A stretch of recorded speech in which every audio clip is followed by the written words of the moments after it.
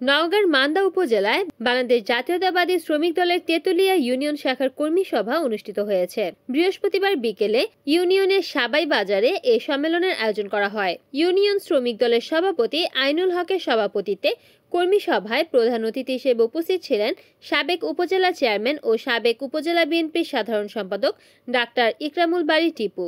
বিশেষ অতিথি হিসেবে উপস্থিত ছিলেন উপজেলা শ্রমিক দলের সভাপতি মোজাম্মেল হক মুকুল, সাধারণ সম্পাদক জাহাঙ্গীর আলম বিদ্যুৎ হোসেন, উপজেলা বিএনপির সাবেক সাংগঠনিক সম্পাদক আখিরুজ্জামান সেলিম সহ বিভিন্ন অঙ্গ ও সহযোগী সংগঠনের নেতৃবৃন্দ।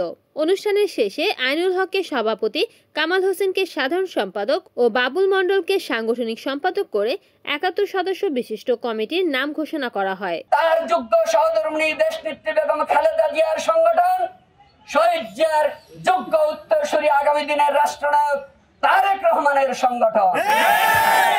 এই সংগঠনের নীতি আদর্শে বিশ্বাস করে যারা আসবে, কাজ করবে, তারাই হচ্ছে এই দলের কর্মী নেতা, যেইভাবে আমরা বিচার করি না কেন। সুতরাং আমরা শহীদ রাষ্ট্রপতি জিয়াউর রহমানের ১৯ দফার প্রতি অবিচল রয়েছি। আমরা তারেক রহমান সাহেবের আগামী দিনের যে রাষ্ট্র ভাবনা, এই রাষ্ট্র মেরামত করবার জন্য যে ৩১ দফা কর্মসূচি দিয়েছেন, সেইটার প্রতি অনুগত রয়েছি। সুতরাং আপনারা ষড়যন্ত্র করলেই আমরা বিএনপি থেকে বিতাড়িত হয়ে যাব, তা কিন্তু হবে না। তাই আপনাদের প্রতি উদাত্ত আহ্বান রাখবো, সুপথে ফিরে আসুন।